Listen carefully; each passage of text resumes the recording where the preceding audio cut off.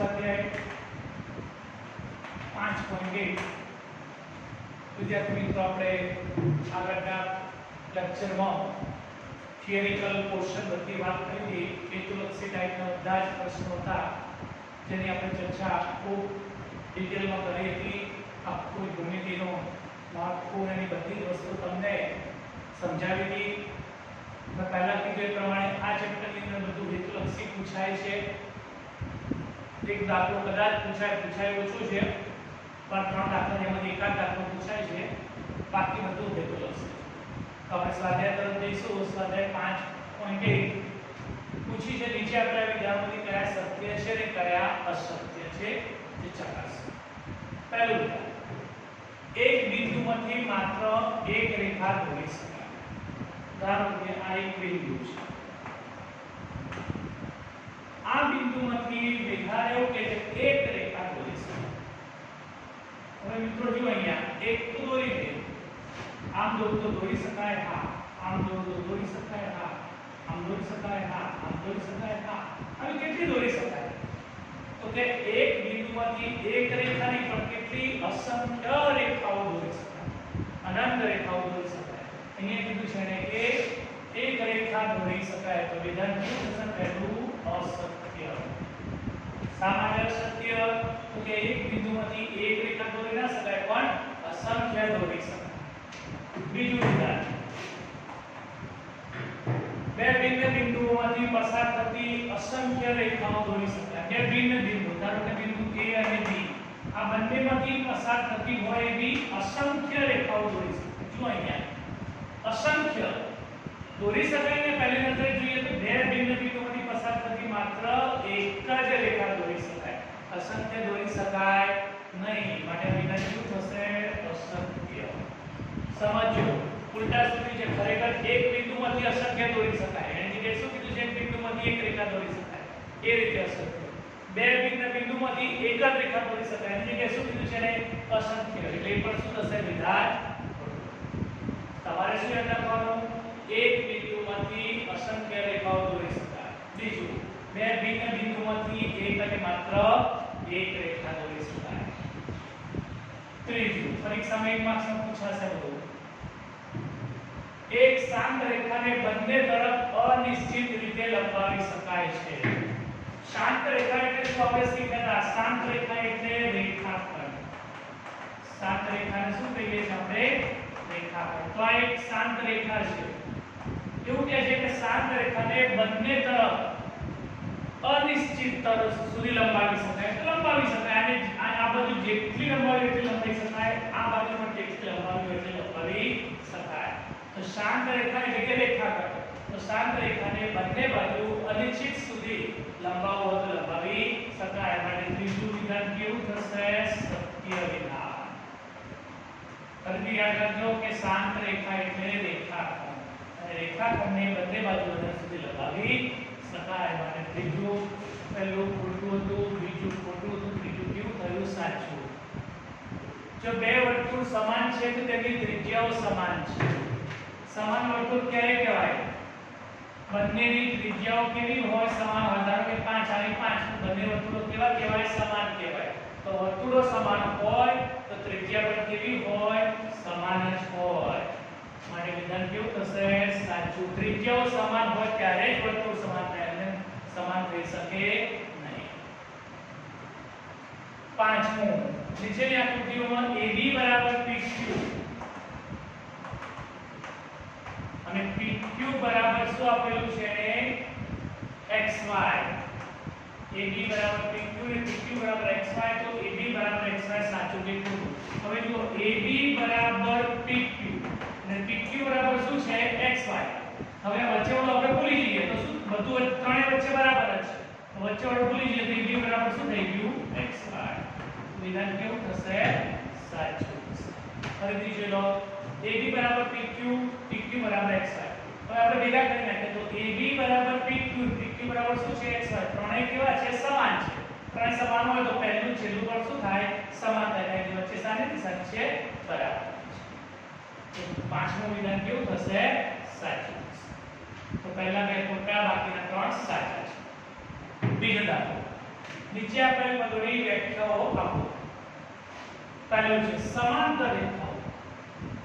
સમાંતર રેખાઓ એટલે આ રીતે દેખાય. આ ધારો રેખા L અને રેખા M બે કેવી છે? સમાંતર. તો એક જ સમતલમાં આવેલી હોય. ધારો કે એક સમતલ છે. તો એક જ સમતલમાં આવેલી અને એકબીજાને છેદતી ન હોય એવી રેખાઓને શું કહેવાય? સમાંતર રેખાઓ. સમાંતર રેખાઓ માટે પહેલું તો બધી રેખાઓ ક્યાં આવી જોઈએ? એક જ સમતલ હોવું જરૂરી છે. એક આ સમતલમાં એક આ બાજુ સમતલ મળીએ તો સાચું પડે નહીં. તો એક જ સમતલમાં આવેલી અને પરસ્પર એકબીજાને છેદતી ન હોય તેવી રેખાઓને શું કહેવાય? સમાંતર રેખાઓ. સમાંતર રેખાઓને સંકેતમાં લખો તો એને બે ઊભી રીતે લખાય. L સમાંતર M એટલે કે એકબીજાને છેદતી નથી. બીજી વ્યાખ્યા લંબ રેખાઓ.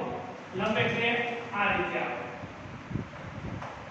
તો જુઓ આ રેખા L છે અને M છે. શું કરે છે? એકબીજાને એક તો છેદે અને ક્યાં છેદે? પરસ્પર કાટખૂણે છે. લંબ શબ્દ દેખાય ને ત્યારે આપણને કે કાટખૂણો આવે. લંબ શબ્દ આવે સમજવાનું કે કાટખૂણો હોય તો જ લંબ. તો આની વ્યાખ્યા શું થશે? તો જે બે રેખાઓ પરસ્પર એકબીજાને ક્યાં છેદે? કાટખૂણે છે તે રેખાઓને શું કહેવાય? લંબ રેખા. જે બે રેખાઓ એકબીજીને પરસ્પર કાટખૂણે છેદે એને લંબ રેખાઓ કહેવાય. લંબ રેખાઓ એટલે યાદ રાખવાનું કે કાટખૂણો બને. સમાંતરમાં છેદે નહીં, લંબ રેખાઓમાં છેદે. છેદે તો ક્યાં છેદે? કાટખૂણે છેદે. ત્રીજી રેખાખંડ. રેખાખંડ શું છે? તો કે એક શાંત રેખા છે. રેખાનો એવો ભાગ. રેખાખંડની વ્યાખ્યા શું થાય? તો રેખાખંડ શું છે? આ એક રેખા લઈએ ધારો કે આ એનો એવો ભાગ કે જેને શું આવે છે? અંત્ય બિંદુ. જો રેખાખંડ અહીંથી શરૂ થયો અહીંયા પૂરું થયું આપણે એનો અંત્ય બિંદુ કહેવાય. આપણે એનો અંત્ય બિંદુ. તો રેખાનો એવો ભાગ કે જેને અંત્ય બિંદુઓ હોય એને શું કહેવાય? રેખાખંડ. કહેવાય ને અથવા ઉપર કહેવાય જેને બે અંત્ય બિંદુ હોય. જેને બે અંત્ય બિંદુ હોય એને શું કહેવામાં આવે? રેખાખંડ કહેવામાં આવે. અને બીજા અર્થમાં કહીએ તો રેખાનો એવો ભાગ. રેખાખંડ શું છે? રેખાનો એક ભાગ છે. રેખા સાની બનેલી છે? રેખાખંડ બિંદુઓથી. તો રેખાનો એવો ભાગ કે જેના અંત્ય બિંદુઓ હોય એને રેખાખંડ કહેવાય. તો રેખાનો આ ભાગ છે AB એના અંત્ય બિંદુ છે B. તો આને શું કહેવાય? રેખાખંડ. તો રેખાખંડ શું છે? રેખાનો ભાગ. કેવો ભાગ? કે જેના બે અંત્ય બિંદુઓ હોય એને શું કહેવાય? રેખાખંડ. રેખાખંડે કેટલા અંત્ય બિંદુઓ હોય? બે. રેખાને પૂછે તો રેખાને અંત્ય બિંદુ હોતા નથી. રેખા અનંત સુધી વિસ્તરેલી હોય છે. તો રેખાખંડની પૂરી. ચોથી વર્તુળની ત્રિજ્યા. ધારો કે આ મૂલ્યવાળી આ વર્તુળનું કેન્દ્ર છે અને આટલી આ જે લંબાઈ છે આ વર્તુળ પરનું બિંદુ અને આ વર્તુળનું કેન્દ્ર. આ જે લંબાઈ છે એને શું કહેવાય? વર્તુળની ત્રિજ્યા. તો વર્તુળના કેન્દ્રથી વર્તુળના બિંદુ સુધીની લંબાઈ. વર્તુળનું કેન્દ્ર અને વર્તુળ પરના બિંદુની જે લંબાઈ છે એને શું કહેવામાં આવે? વર્તુળની ત્રિજ્યા કહેવામાં આવે. બીજા અર્થમાં કહીએ તો આ રેખાખંડ છે એક અંત્ય બિંદુ શું છે? વર્તુળનું કેન્દ્ર. બીજું શું છે? વર્તુળ પરનું બિંદુ. તો વર્તુળનું કેન્દ્ર અને વર્તુળના બિંદુને જોડતા રેખાખંડને શું કહેવાય? વર્તુળની ત્રિજ્યા. આ વર્તુળનું કેન્દ્ર, આ વર્તુળ પરનું બિંદુ, કેન્દ્ર અને વર્તુળના બિંદુને જોડતો આ જે રેખાખંડ PQ છે એને શું કહેવાય? વર્તુળની ત્રિજ્યા. તો બોલી વર્તુળનું કેન્દ્ર અને વર્તુળ પરના બિંદુને જોડતા રેખાખંડને વર્તુળની ત્રિજ્યા કહેવાય છે. ચોરસ. ચોરસ આપણે જૂના ધોરણ પર શીખીને આવે છે. ચોરસની ચારે બાજુ કેવી હોય? એકરૂપ એટલે કે સમાન હોય અને ચારે ખૂણા પણ કેવા હોય? કાટખૂણા એટલે કે સરખા હોય. તો જેની ચારે બાજુઓ સમાન હોય અને ચારે ખૂણા પણ સમાન હોય એને શું કહીએ છીએ આપણે? ચોરસ. તો જે ચતુષ્કોણની ચારે બાજુઓ સમાન હોય, ચારે ખૂણા પણ સમાન હોય એને શું કહેવાય? ચોરસ કહેવાય. આ બધી શું છે? વ્યાખ્યાઓ. ફરીથી ખૂબ જોયો.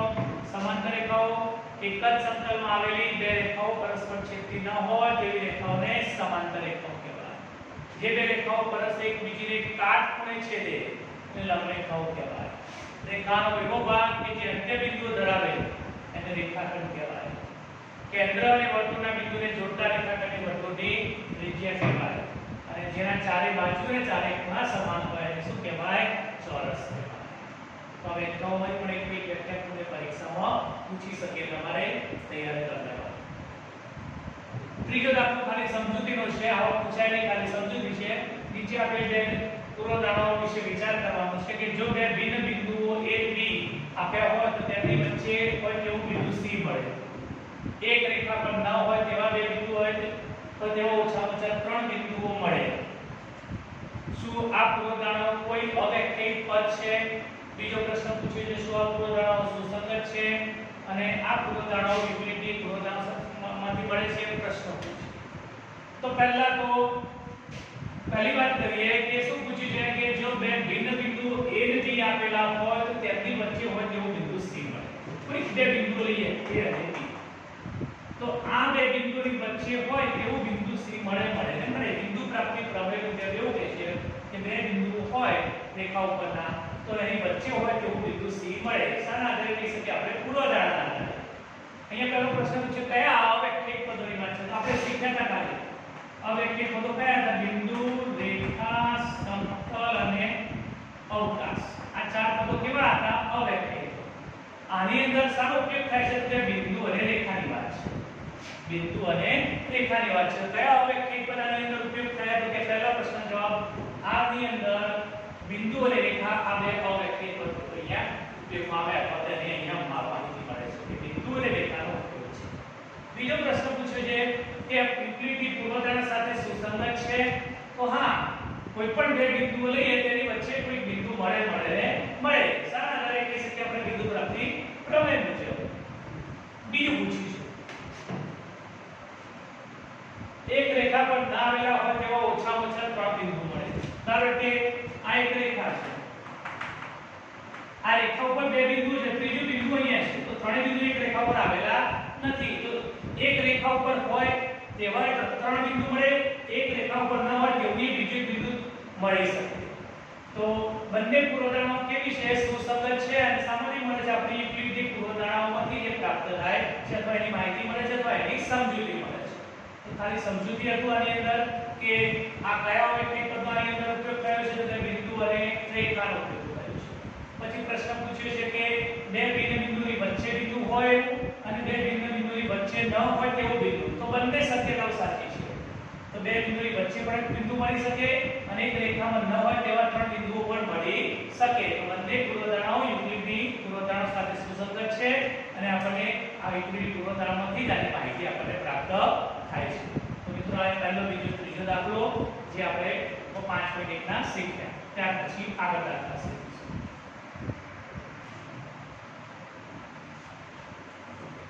હવે મિત્રો આપણે બે મોસ્ટ ટાઈમલી દાખલા શીખવાના છે.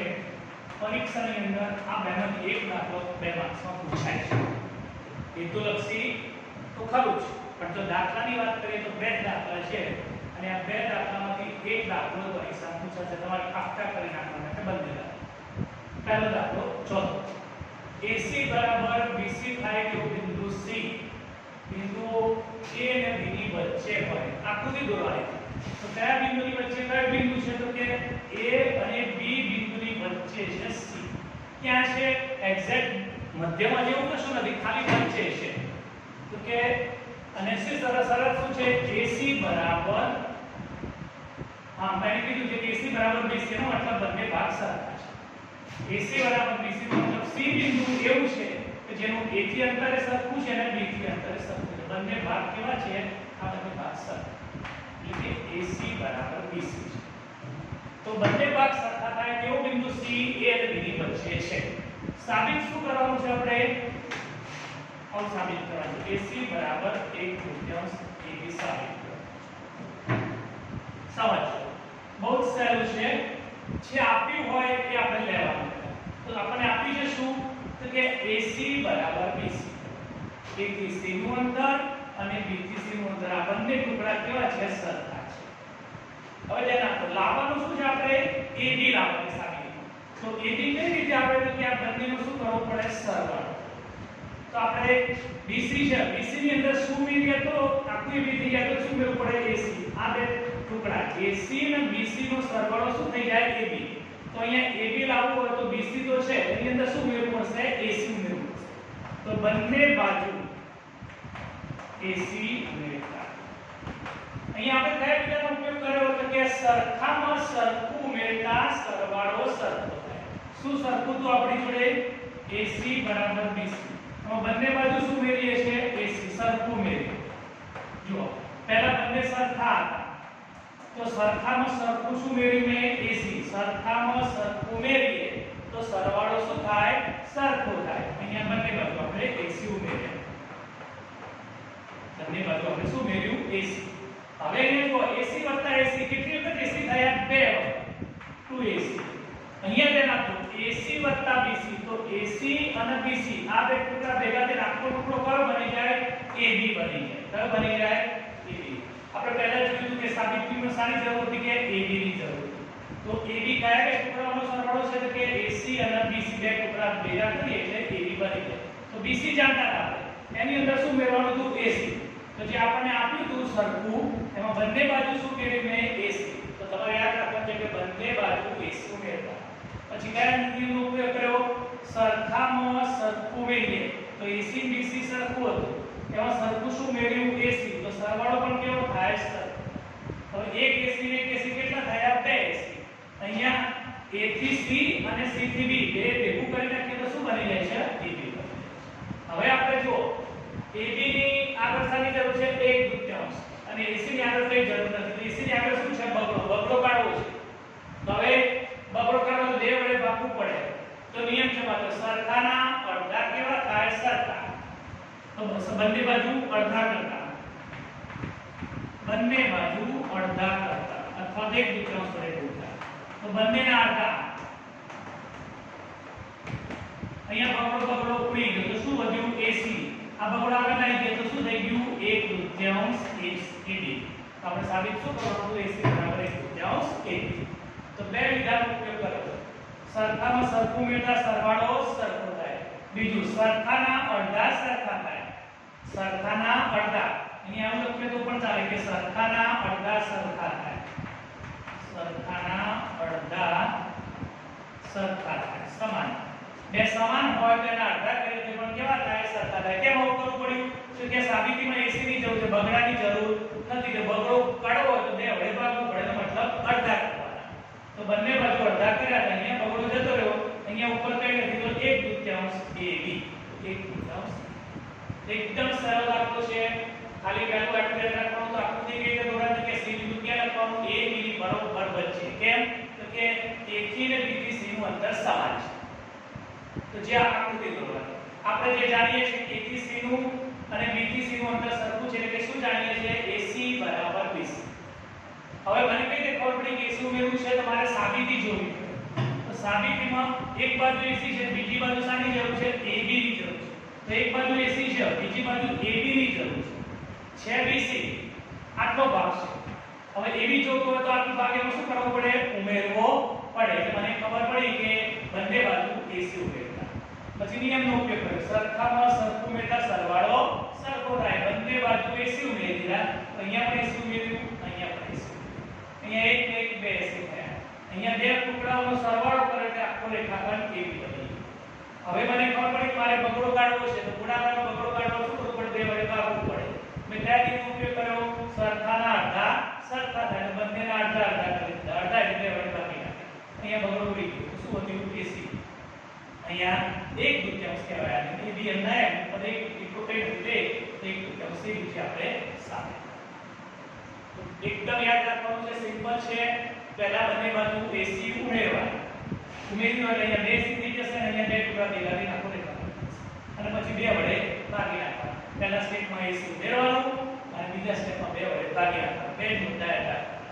અને કયા નિયમનો ઉપયોગ કર્યો સરખામાં સરખું ઉમેરતા સરવાળો સરખો થાય. સરખાના અડધા સરખા. ક્લિયર. અગત્યનો દાખલો આ પૂછાશે તમારે બે ગુણમાં પૂછાશે 3 ગુણમાં બે દાખલા છે બેમાંથી એક પૂછાશે. છઠ્ઠો દાખલો આકૃતિ આપી દીધી તમને, એની અંદર જાણો છો શું તમે AC બરાબર BD છે, સમજો AC એટલે આટલો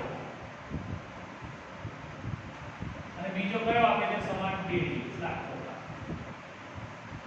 તો AC એટલે આ ભાગ અને BD એટલે આ ભાગ, બંને સાબિત શું કરવા છે આપણે AB અહીંયા અને અહીંયા શું લાવવાનું છે CD. હવે જોજો AC આપેલું છે, શું આપણને આપી છે AC, જરૂર પડી છે AB, તો આ AC માંથી આટલી AB ની જરૂર છે, સ્થાની જરૂર નથી આટલા ટુકડા, જે ટુકડો કયો કહેવાય BC કહેવાય, તો હું AC માંથી આ BC બાદ કરી નાખું તો શું મળી જશે AB, તો આપી છે લખવાનું, સાબિત કરવાનું છે, ધ્યાન રાખો તો કે AB લાવવું હોય તો AB એટલે આટલો જ ભાગ છે આપણો, જાણીએ છે આખો AC, તો AC માંથી શું બાદ કરી નાખીએ તો BC કાઢી નાખીએ તો શું વધશે AB, તો મને ખબર પડી ગઈ અહીંયા કયા નિયમ ઉપયોગ કરો તો કે સરખામાંથી સરખું બાદ કરીએ તો બાદબાકી સરખી થાય. હવે શું બાદ કરવાનું તો ખબર પડી ગઈ, શું બાદ કરવાનું BC બાદ કરવાનું છે, તો બંને બાજુ BC બાદ કરો, તો આ બાજુ શું હતી આપણી AC BC અને અહીંયા BD BC. હવે જો AC એટલે આખો ટુકડો, આખા ટુકડા જે BC નીકળી ગયો આખો ભાગ, તો શું વધે આગળનો AB, એ જ રીતે અહીંયા BD એટલે આખો ટુકડો BD, એમાંથી શું નીકળી ગયું BC, તો શું બાકી રહ્યું પાછળ CD, શું સાબિત કરવાનું તો આપણે AB બરાબર CD સાબિત કરીએ. તો બે દાખલા એકદમ સિમ્પલ છે, આપ્યું હોય એ જોવાનું, સાબિત કરવાનું છે એ જોવાનું. આપેલું શું છે કે AC, આપેલું શું છે આપણને AC, જરૂર શું છે AB, તો વધારાનું શું છે BC, તો મને ખબર પડી ગઈ કે હું AC માંથી BC બાદ કરું તો AB મળી જાય, મેં તરત લખ્યું કે બંને બાજુ આ BC બાદ કરી નાખ્યા, તો BC બાદ કરી નાખ્યા આ બાજુ શું વધ્યું AB, એ જ રીતે આ બાજુ શું છે BD, એમાંથી BC જતું તો પાછળ ભાગ શું વધ્યો CD. તો અહીંયા એક જ વિધાનનો ઉપયોગ કર્યો, કયો વિધાનનો ઉપયોગ કર્યો, સરખામાંથી સરખું બાદ કરતા બાદબાકી સરખી થાય. તો બે દાખલા ચોથો અને છઠ્ઠો મોસ્ટ ટાઈમ છે, તમને પરીક્ષામાં પૂછાય છે બેમાંથી એક, પેલા બે દાખલા છે કે સરખામાં સરખું મેટર સરવાળો સરખો થાય અને સરખાના અડધા સરખા, આમાં સરખામાંથી સરખું બાદ કરીએ તો બાદબાકી સરખી થાય. શું બાદ કરવાનું તે પેલા ખ્યાલ આવી તો અહીંયા શીખવાનું કે આપણે જાણીએ છીએ આખો AC જાણીએ છીએ, જરૂર પડી શકે કે AB તો વધારાનું ટુકડો તો BC એને બાદ કરવો પડે, તો BC બાદ કરવા, પછી હવે નિયમ એવો છે કે આ બાજુ બાદ કરીએ તો આ બાજુ પણ બાદ કરવું પડે, આ બાજુ BC નીકળી ગયો તો શું વધ્યું AB, પેલા પાછળના ટુકડાથી BC નીકળી ગયો તો શું વધ્યું CD, જે આપણે શું કરવાનું હતું સાબિત કરવાનું. તો એકદમ સિમ્પલ દાખલા છે બંને, અને તમારે એને બરોબર વ્યવસ્થિત બે વખત લખી તૈયાર કરી રાખવાના છે, પરીક્ષામાં દાખલા પૂછાશે. ઓકે, પાંચમો દાખલો ચોથા દાખલા પર આધારિત છે, ખાલી સમજૂતી છે, પરીક્ષામાં તમારે આ નથી તૈયાર કરવાનું, પરીક્ષામાં ચોથો અને છઠ્ઠો બેચ કરવાના છે.